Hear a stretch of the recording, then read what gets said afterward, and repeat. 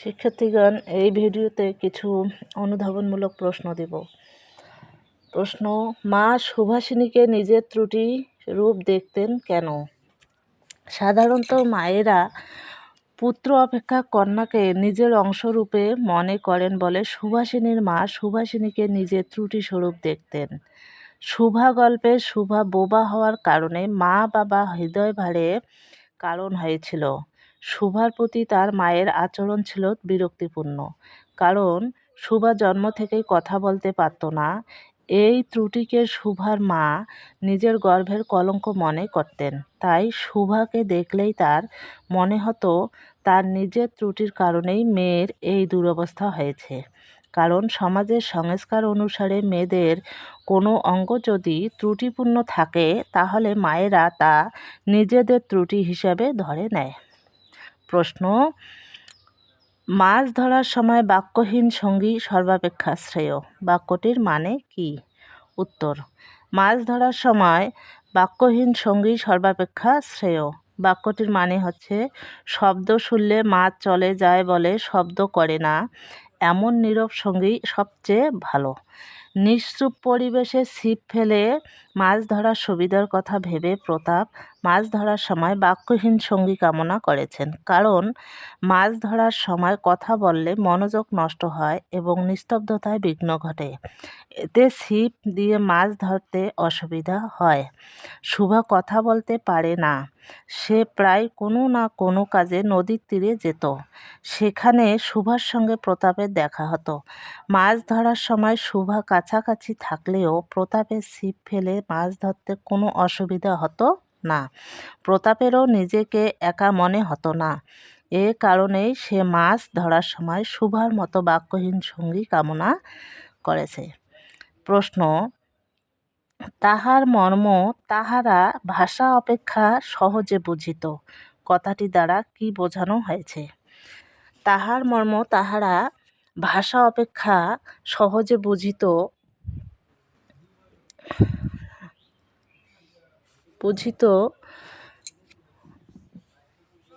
কথাটি দ্বারা সুভার পশুপ্রেমকে বোঝানো হয়েছে। সুভার অন্তরঙ্গ বন্ধু দলের মধ্যে দুটি গাভীও ছিল। তাদের নাম সর্বশী ও পাঙ্গুলি। সুভা কথা বলতে পারত না বলে কখনো তাদেরকে নাম ধরে ডাকতে পারেনি। সুভার কথা শুনতেও না পেলেও তারা সুভার পায়ের আওয়াজ চিনতে পারত। তার বাক্যহীনতার মধ্যেই একটা করুণ সুর ছিল, আর এই করুণ সুরের মর্ম তারা খুব ভালোভাবে বুঝতে পারত। তাই বলা যায় প্রশ্নোক্ত উক্তিটি সুভার পশুপ্রেমের প্রসঙ্গেই করা হয়েছে। প্রশ্ন: প্রতাপ সুভার মর্যাদা বুঝত কেন? ব্যাখ্যা করো। মাছ ধরার সময় বাক্যহীন সঙ্গী সর্বাপেক্ষা শ্রেষ্ঠ, এজন্যই প্রতাপ সুভার মর্যাদা বুঝত। সুভা গল্পে প্রতাপ নিতান্তই অকর্মণ্য ছেলে। তার বাবা মায়ের পক্ষে অনেক চেষ্টা করেও তাকে দিয়ে সংসারের কোনো কাজ করানো হয়নি। বাবা মা প্রতাপকে নিয়ে সব প্রত্যাশা বাদ দিয়েছিল। প্রতাপ অবহেলায় সময় কাটানোর জন্য অপরাহ্নে নদীর তীরে ছিপ ফেলে মাছ ধরত। বড়শি দিয়ে মাছ ধরার সময় নীরব পরিবেশের প্রয়োজন, নইলে মনোযোগ বিঘ্ন ঘটে। এজন্য প্রতাপ চুপচাপ থাকে এমন কাউকে সঙ্গী হিসেবে পছন্দ করত। তাছাড়া মাছ ধরার সময় একজন নীরব সঙ্গী থাকলে তার সময়টা ভালো কাটত। তাই বাক্যহীন সঙ্গী সুভার মর্যাদা সে বুঝত। তারপরে আরো প্রশ্ন আছে।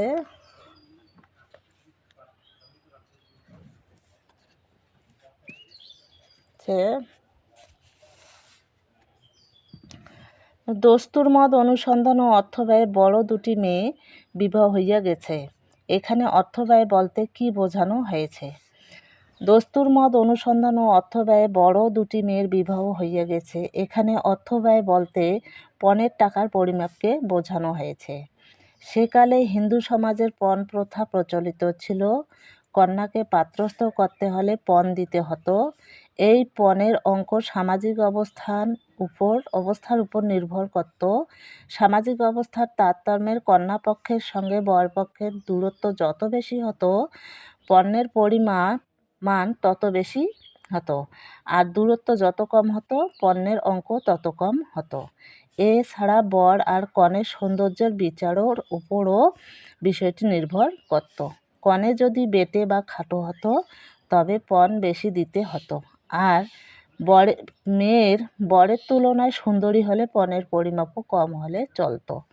আলোচ্য লাইনে অর্থব্যয় দ্বারা এই বিষয়টি বোঝানো হয়েছে। প্রশ্ন, তখন কে জানিত সে বোবা হইবে, ব্যাখ্যা করো। উত্তর, সুভার বোবা হওয়া সম্পর্কে এ কথা বলা হয়েছে। সুভা গল্পে সুভা একটি বোবা মেয়ে। 3 বোনের মধ্যে সে ছোট। তার বড় 2 বোন সুকেশিনী ও সুহাসিনী কথা বলতে পারে, তাই 2 বোনের নামের সাথে মিল রেখে তার নাম রাখা হয়েছে হয় সুভাষিনী। সুভাষিনী অর্থ যার কথা সুন্দর। সুভাষিনী যখন জন্ম হয় তখন কেউ জানত না সে যে কথা বলতে পারবে না, আর যে কথা বলতে পারে না তার নাম সুভাষিনী। এই বিষয়টি অনেকটা দুঃখজনক। তাই এখানে লেখক মেয়েটির প্রতিবন্ধিতার সাথে তার নামের বৈপরীত্য প্রকাশ করতে এমন কথা বলেছেন। প্রশ্ন, সুভা শিশুকাল থেকে কি বুঝে নিয়েছিল? উত্তর, সুভা যে বিধাতার অভিশাপ স্বরূপ পিতার ঘরে জন্ম নিয়েছে সে শিশুকাল থেকেই বুঝে নিয়েছিল। সুভা জন্ম থেকেই বোবা, মুখে কথা বলতে পারত না, পারলেও তার মাঝে অনুভূতি ছিল। সে তার চারপাশে সব কিছু অনুভব করত এবং বুঝতে পারত। ছোটবেলা থেকে তার ভবিষ্যৎ সম্পর্কে যে সব কথাবার্তা হতো সেগুলো থেকেই সে বুঝে নিয়েছিল যে সে বিধাতার কাছ থেকে আশীর্বাদ নিয়ে জন্মায়নি। পরিবারের লোকজনের আলোচনার মধ্য থেকে বুঝে নিয়েছিল যে সে তার বাবার ঘরের বিধাতার অভিশাপ রূপে জন্ম নিয়েছে। তারপরে হচ্ছে প্রশ্ন, নদীকে গৃহস্থ ঘরের মেয়ের সাথে তুলনা করা হয়েছে কেন?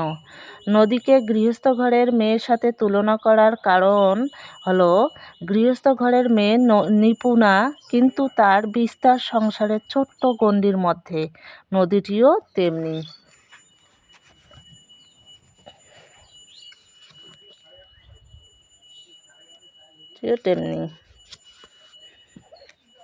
আচ্ছা, গৃহস্থ ঘরের একটু দেখাই ভালো করে। গৃহস্থ ঘরে মেয়েরা সাধারণত কর্মে পটু হয়, স্বভাব হয় শান্ত, সংসারের প্রতি তাদের আকর্ষণ চিরন্তন, আবার মমত্বে তারা মায়ের মতো স্বল্পভাষী, চাহনিতে সৌম্য ভাব আর নিরলস পরিশ্রমী। তার বিস্তার সংসারের ছোট্ট গণ্ডির মধ্যে, বেশি দূর পর্যন্ত নয়। নদীটিও তেমনি সরু ও দীর্ঘ, মানুষের ক্ষতি করে না, কারণ বুকে ঢেউয়ের প্রাবল্য নেই। দুপাশের মানুষের প্রয়োজন ও তৃষ্ণা দুইই মেটায়। 2 তীরের গাছপালাকে রসসিক্ত করে প্রাণবন্ত করে তোলে। এই কারণেই নদীকে গৃহস্থ ঘরের মেয়ের সাথে তুলনা করা হয়েছে। সুভার প্রতি তার মায়ের আচরণ কেমন ছিল? সুভার প্রতি তার মায়ের আচরণ ছিল বিরক্তিপূর্ণ। মেয়েরা কন্যা সন্তানকে নিজেদের অংশ মনে করে এবং মেয়েদের কোনো অঙ্গ যদি ত্রুটিপূর্ণ থাকে তাহলে মেয়েরা তা নিজের ত্রুটি হিসেবে ধরে নেয়। সুভা গল্পে সুভা জন্ম থেকেই বোবা ছিল, তাই মা সুভার প্রতি বিরক্ত ছিলেন। এই ত্রুটিকে সুভার মা নিজের গর্ভের কলঙ্ক মনে করতেন। সুভাকে দেখলে সুভার মা নিজের ত্রুটির কথা স্মরণ করতেন বলে তিনি সুভার উপর বিরক্ত ছিলেন। প্রতাপ কেমন ছিল? উত্তর, প্রশ্ন হচ্ছে প্রতাপ কেমন ছিল? উত্তর, প্রতাপ নিতান্তই অকর্মণ্য ছিল। গোসাইদের ছোট ছেলে প্রতাপ অকর্মণ্য বলে বাবা মা তার উপর থেকে সব রকম আশা ত্যাগ করেছিল। সে তার সংসারের কোনো কাজে না লাগলেও অন্য সবার সব কাজে লাগতো। গ্রামে 2-4টে অকর্মণ্য লোক থাকেই, যার সব সময় অন্যের উপকারে লাগে। প্রতাপ ছিল তেমনই একজন পরোপকারী ব্যক্তি। সে ছিপ ফেলে মাছ ধরতে পছন্দ করত। আচ্ছা, তারপর প্রশ্ন, প্রতাপের দিকে শুভা কেন মর্মবিদ্ধ হরিণীর মতো তাকিয়েছিল? উত্তর, শুভার বর পাওয়া গেছে, সে বিয়ে করে চলে যাবে। বিয়ের পর যেন শুভা তাকে না ভোলে।